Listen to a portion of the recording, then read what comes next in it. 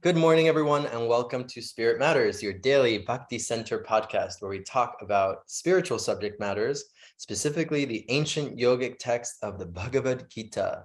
And we learn how to apply these ancient spiritual principles to our everyday lives. And we are going through it verse by verse.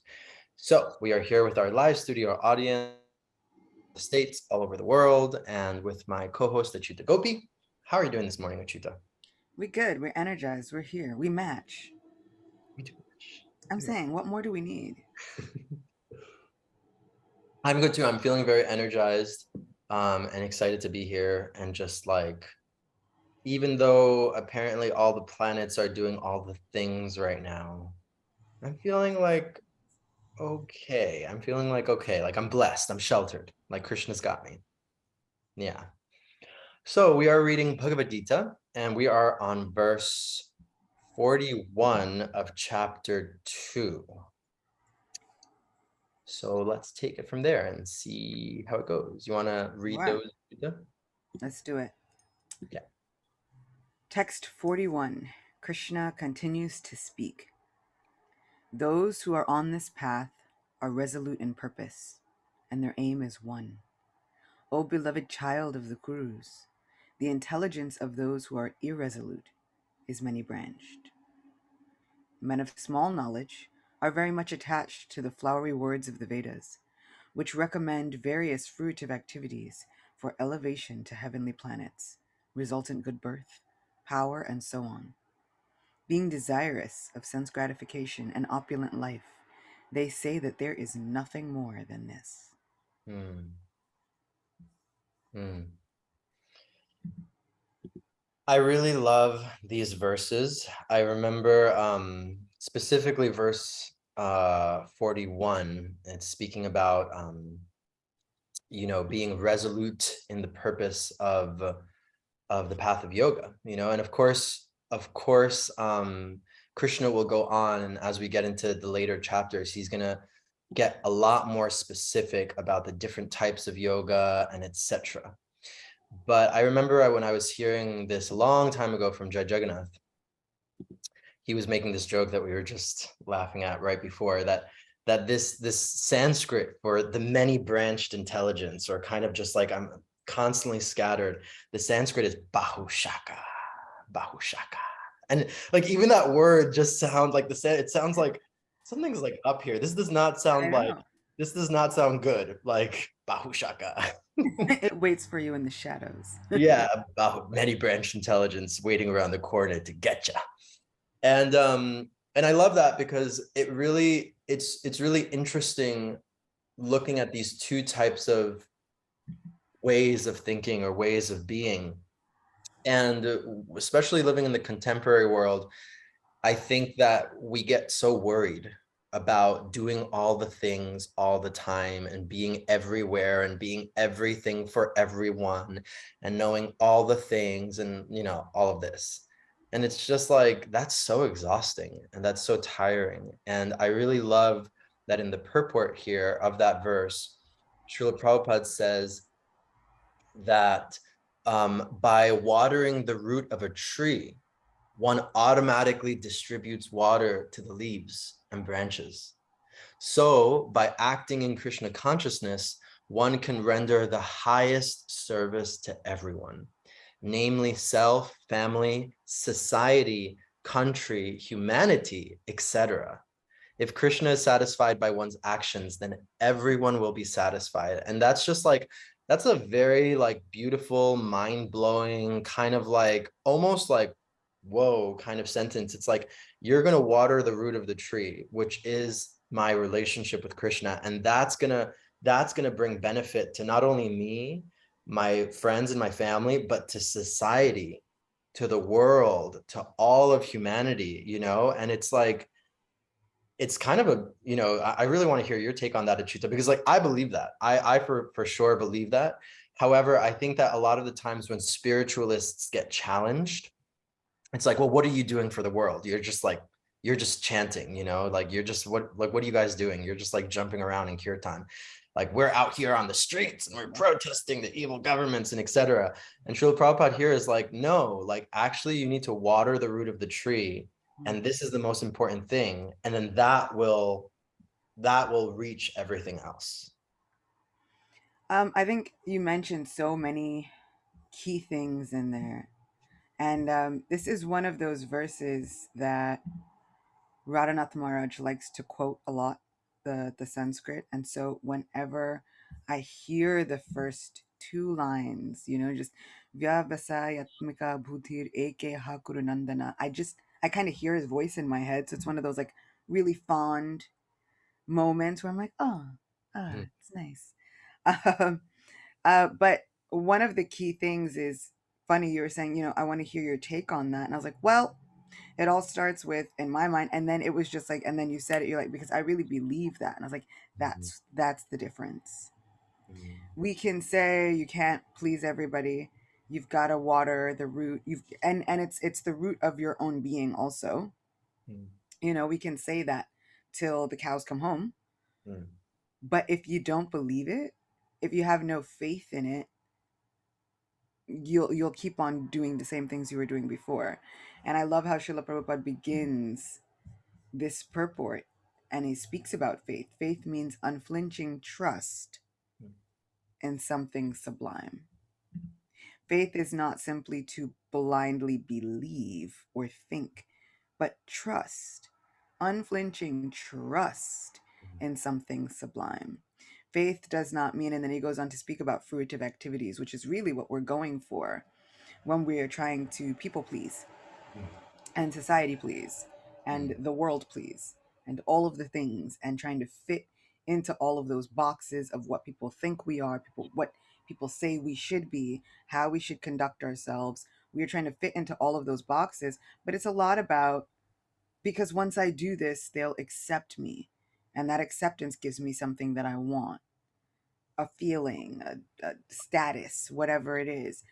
But do we have faith in Krishna? Do we trust? Are we having that unflinching trust? He doesn't say that, oh yeah, no, everything's gonna go fine. You water the root and then it's all good.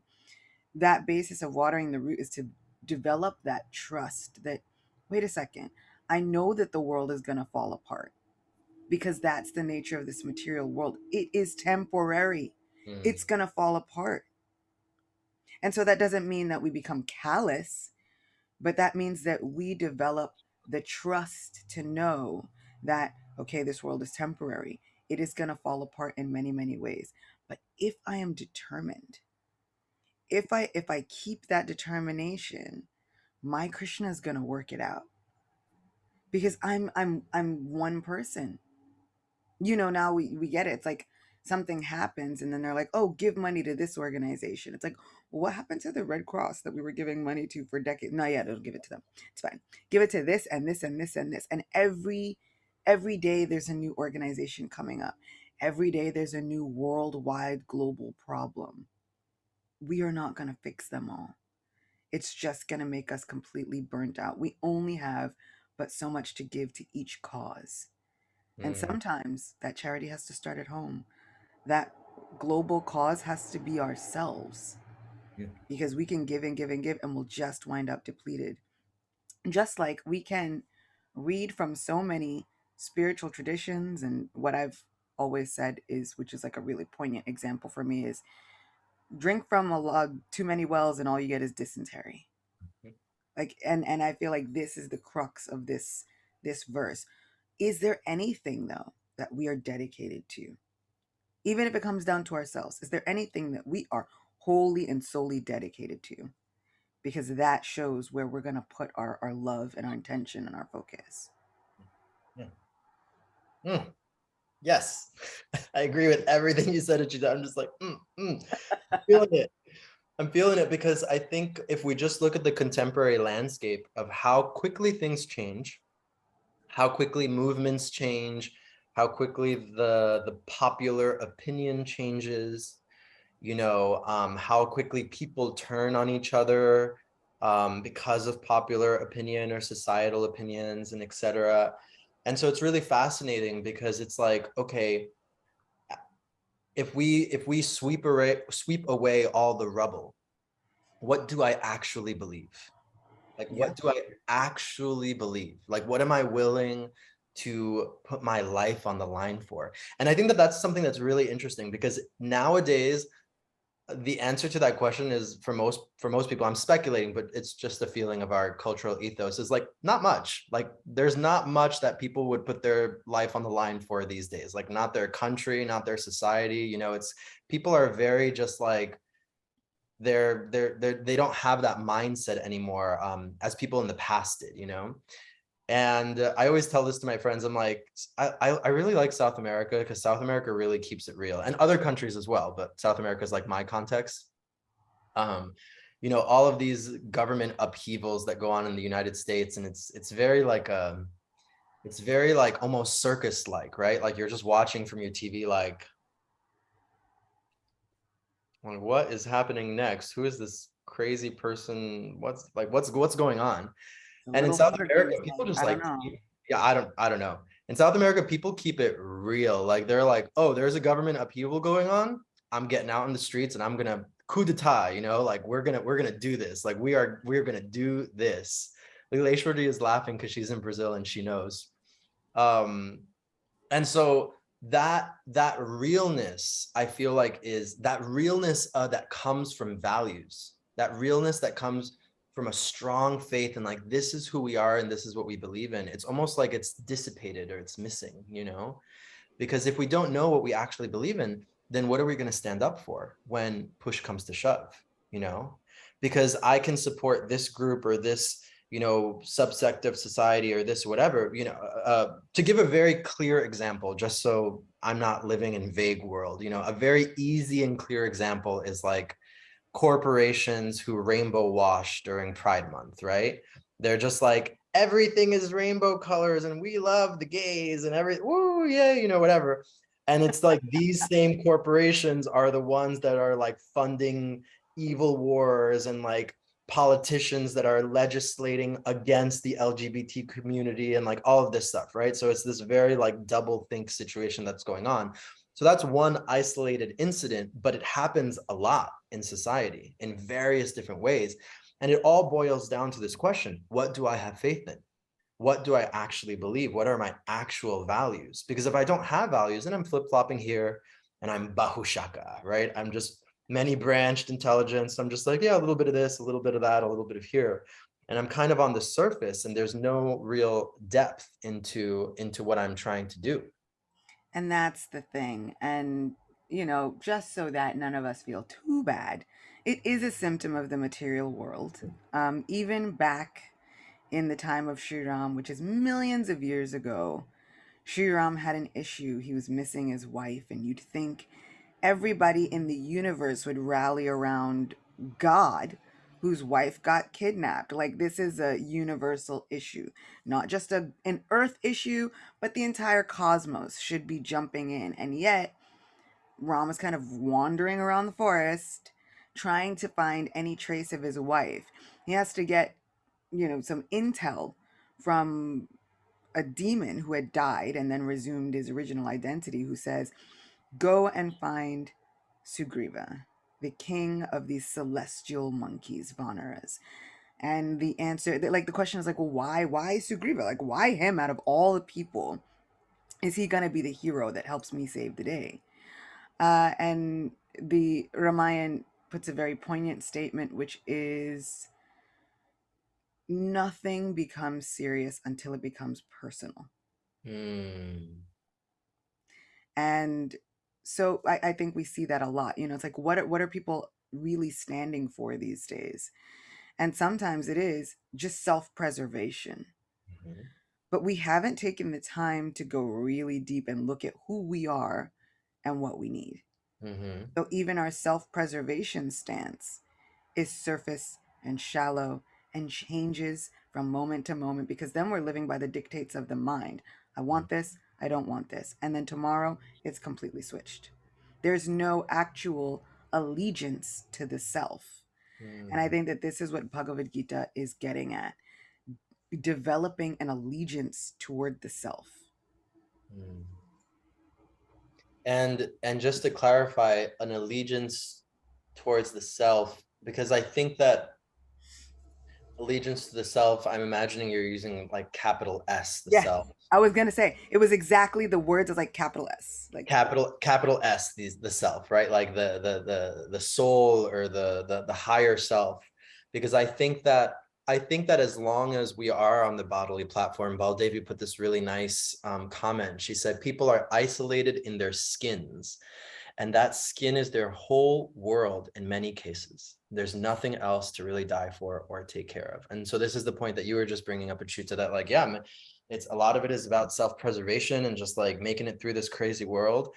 And it's like, okay, but then if that's the case, if I'm on that platform of just self-preservation, then I will bow to any any ideology, any master, anything that just keeps me self-preserving, you yeah, know. And that's a very shallow, kind of existence, where I'm not able to go into the depths of the capital S self, and I'm not able to have a relationship with Krishna, with higher power, because I'm serving others. I'm serving someone else. And I think that this is a really important point, because being on the bodily platform, like we're on it, like we're jivas, we're souls in this conditioned body, like it's the case. And I think that what this verse is really speaking to, because it says Bahu-Sakhah, but it also says that one pointed, fixated attention on Krishna. And it's like, okay,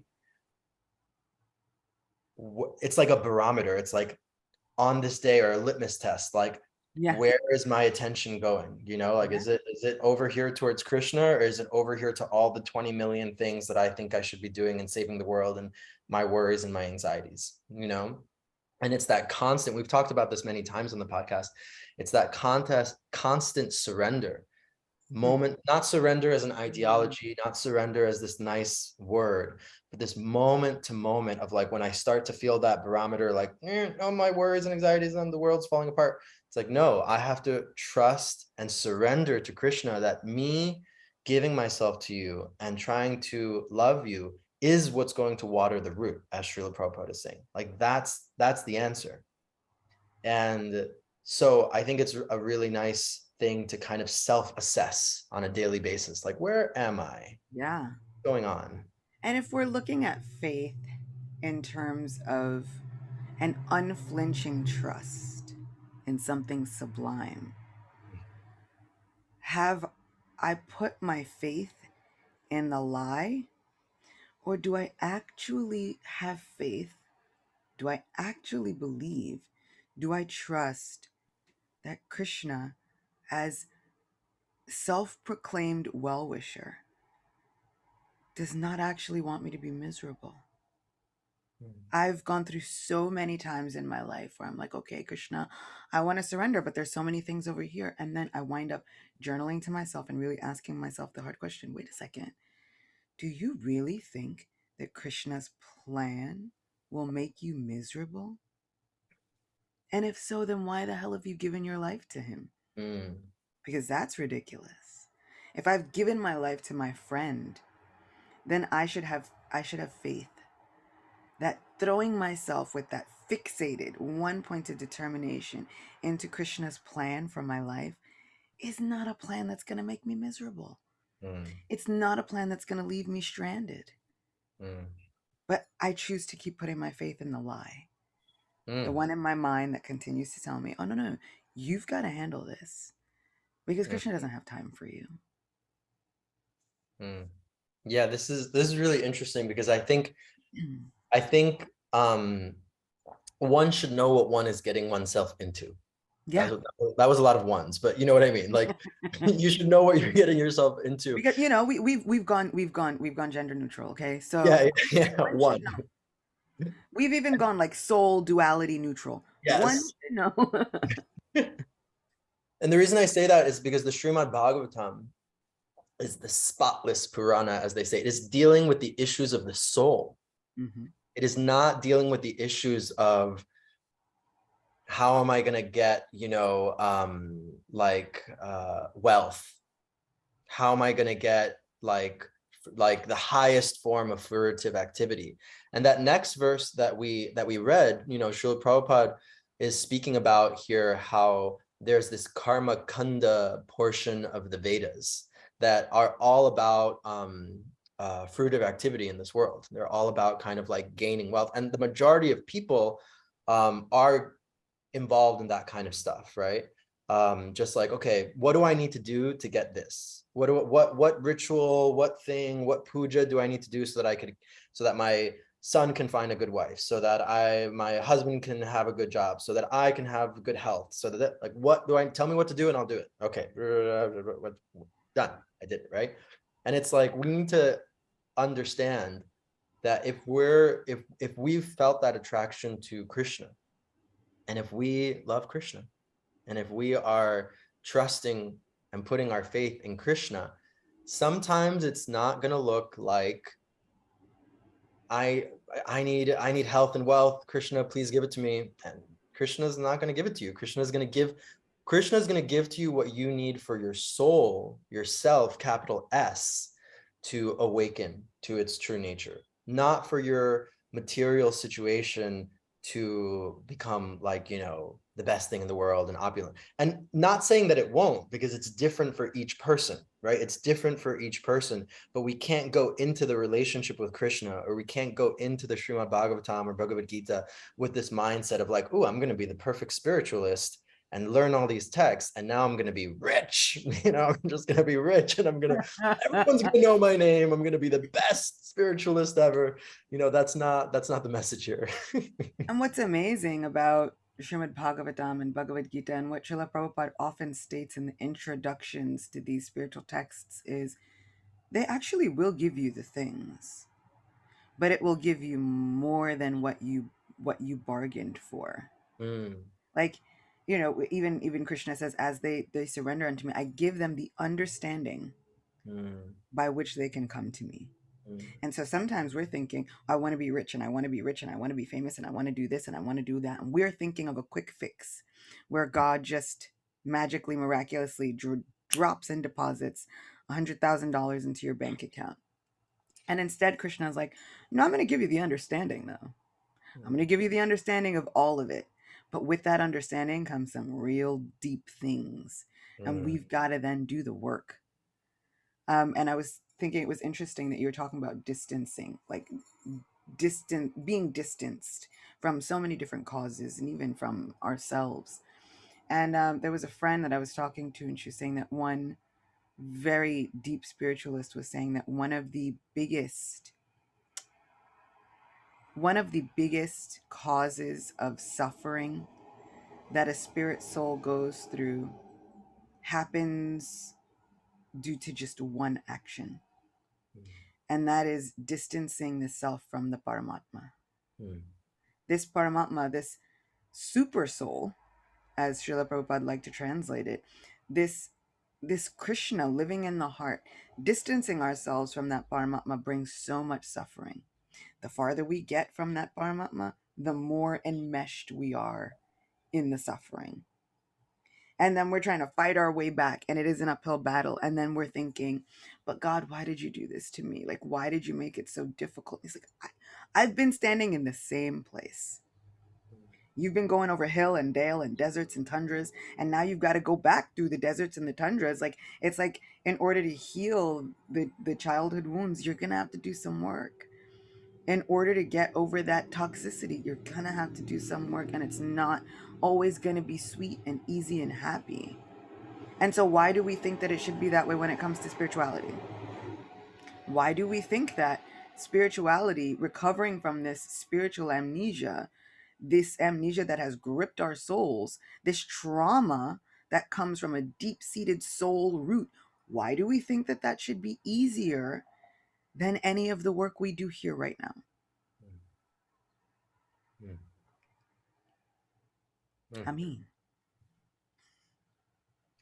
It's crazy. Like I'm just hearing you say it, and just hearing you say it, it's just like, why do we think that? Like, it's nuts. It's just nuts. And I think a lot of times we're looking for easy, quick fixes to our problems. And doing the work, as the as the millennials like to say, not millennials, Gen Z, doing the work. I think sometimes when there's an immediate effect, it's easier for us to kind of do the work. I'm doing the work and I'm showing up and da da da da. And now I got a promotion in my job, and now whatever. Now I got a bigger apartment. Now I got the guy or the girls because I did the work. I did it. I went to therapy and I did the work. Not that those things are bad, but those things are very much like here. They're here on this material platform. And so doing the spiritual or the transcendental work, the soul work, that is something that there is reciprocity, 100%. There is reciprocity, but it's not going to be sometimes in the way that you're expecting it. Sometimes it will be a reciprocity that is a mystery, which is really interesting. Krishna is sometimes a mysterious, wonderful, Sometimes, Lord. sometimes all the time. And so it's not going to be like very blatant in your face, like, here it is, here's your sign. It's going to be very nuanced and magical. Which is We are why running Arjuna out of said, time, though.